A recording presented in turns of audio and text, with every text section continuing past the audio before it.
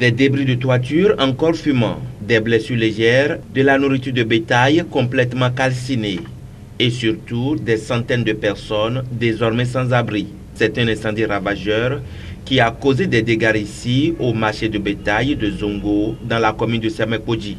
Ils m'ont mangé tout avec mes enfants, tout. Il faut regarder mes enfants. C'est 1 300 000 avec les 500. Ça fait 1 300 000 avec les 1000 francs. J'ai enlevé les 500, 3. J'ai acheté puis 1. Il faut regarder ça. Et parlant de souvenirs, 2 religieuses, témoins du drame, reviennent constamment dans la mémoire de la victime. C'est une de ses sœurs qui a enlevé son foulard de sa tête, qui a attaché mon pied qui est coupé là, dedans, qu'on a déposé sur moi. Et je suis allé à l'hôpital avec ça. Aujourd'hui, cette étape est révolue et c'est le moment pour l'artiste de remercier.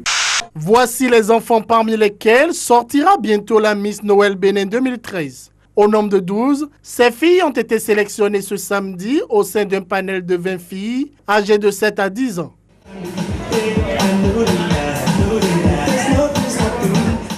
L'Union nationale des magistrats du Bénin est en grève, avec à côté un mouvement du genre déclenché par le syndicat national des travailleurs de la justice et assimilés du Bénin, a fini par paralyser complètement le tribunal de Cotonou. Même au greffe, toujours plein à craquer et très souvent épargné par ses sautes d'humeur, on se ronge le pouce face à l'ennui. Principal dossier à l'ordre du jour de cette session budgétaire en cours au Parlement, l'examen du budget général de l'État, exercice 2014, a été appelé ce mardi en plénière. Dès l'entame, une question préjudicielle a failli bloquer les travaux. Ce que nous subissons, c'est les conséquences de l'érection de la tricherie en mode de gouvernance. Et c'est ce que j'ai reproché à mon cher ami et frère bien, à mon cher cousin de Souza, pour leur dire qu'ils ont mal fait d'avoir participé à cette tricherie en signant un document antidaté. C'est ça qui nous conduit ici à cela. En décortiquant les points d'application du dit budget, les députés ont souligné de nombreuses incohérences et sont revenus sur les promesses non tenues par le gouvernement dans l'exécution des précédents budgets. Si vous voyez ce budget, vous devez savoir que c'est un budget qui ne repose pas sur une bonne légalité, qui pêche dans sa conception, qui est sur des hypothèses glissantes et qui a un contenu jonché de fonds oisifs, de nids de fonds oisifs. Je demande au gouvernement, au lieu de commencer par dire, nous avons assez de projets pour la ville de Parakou, nous avons des transports, nous voulons faire ci, nous voulons faire ça.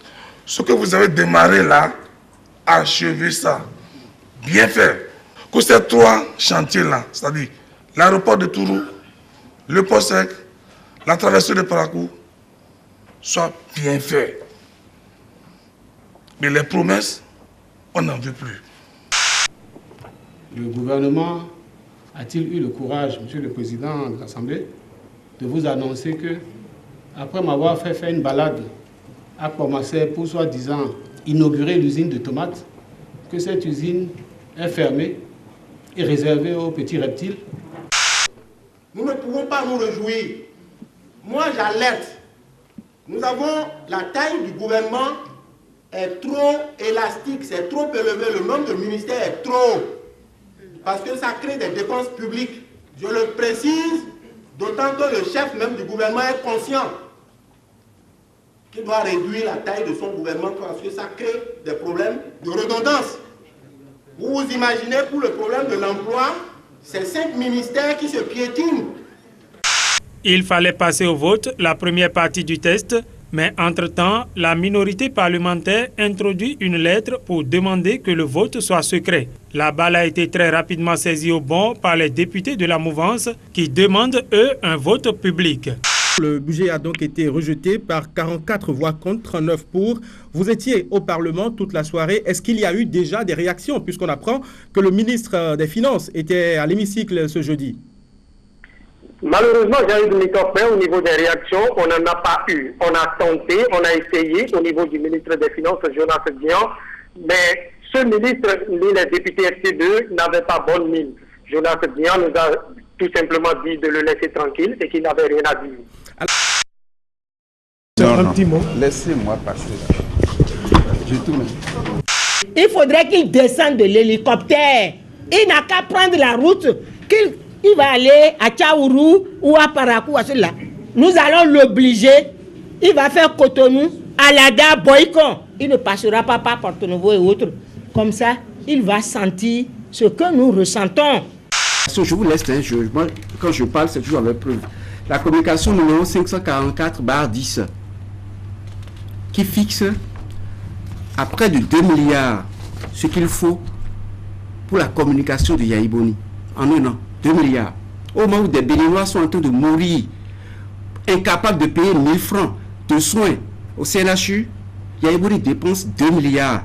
Et vous voyez les artères des voies, des principales artères de notre pays. La photo de Yaya Boni, devenu maçon un coup, devenu planteur d'arbres, etc. Mais est-ce que dans ce... Laissez-moi finir, monsieur le journaliste. Est-ce qu'en France ou aux États-Unis, c'est en France que les Béninois vont souvent? En France, tout au long, vous avez vu une fois la photo de Jacques Chirac ou du président Hollande, affiche géant par-ci par-là en train de semer ou de faire des briques. C'est comme si un certain nombre de personnes attendent les malheurs. Quand ça tombe, on dit voilà, on vous a dit, on est content et on remue, on ressasse. Non, le MCA n'a pas été encore complètement refusé. Et les problèmes qui ont été soulevés, vous avez vu, la majeure partie des problèmes concernent la gestion d'individus, la lutte contre la corruption. Combien d'œuvres sérieuses, Yaya Boni, on peut compter du bout des doigts sous Yaya Boni depuis son avènement, sans qu'il y ait la corruption derrière, sans que sous cette œuvre-là ne soit entachée de corruption d'histoire. Rappelez-vous l'affaire Sensad, sont 10 milliards dilapidés, affaire Sensad. Dilapidés. Rien que l'affaire, l'organisation a coûté plus de 2 milliards. C'est là où rappelez-vous, nous avions appris que des imperméables ont été achetés à 90 000 francs CFA l'unité. Le Bénin en retard parce que nous avons toujours privilégié la médiocrité. Le nivellement par le bas, la jalousie, la haine. Mes frères, mes enfants, il ne faut pas faire comme vous, comme nous. On ne vous donne pas de bons exemples. Et il faut avoir l'humilité de le dire. Mais certains pensent que même à 80 ans, on doit continuer. Mais il faut se retirer et laisser les jeunes faire leurs preuves. Le chef de l'État a limogé des ministres. Personne ne dit rien. Sauf quand ces ministres rejoignent l'autre camp. En ce moment-là, on commence à dire « Ah ouais, voilà, non, on ne doit pas, etc. » C'est mon sentiment, je peux me tromper. Lorsqu'on l'aide à aller dans le bon sens, il vous vire. Parce que je n'ai pas été le seul à avoir été viré. Beaucoup d'autres ont été virés en même temps que moi, qui lui indiquaient de temps en temps, un peu en tremblant, la bonne voie, en leur âme et conscience. Comment détruire l'image du pays. Détruire l'image du pays. Quand est-ce qu'on va mettre fin à tout ça là maintenant? Cette démocratie-là, ce n'est pas ça. C'est pas la démocratie, ça. C'est le désordre, l'indiscipline. Il faut que chacun soit attaché à la République. Et que chacun fasse correctement son travail. Qu'est-ce que le président de la République peut faire? Qu'est-ce qu'il peut faire? Rappelez-vous de l'affaire matériel agricole, où il y a eu surfacturation de près de 6 milliards. Si j'avais un conseil à lui donner, c'est lui qui mène la barque, c'est de remettre bas la terre, pendant qu'il est encore temps.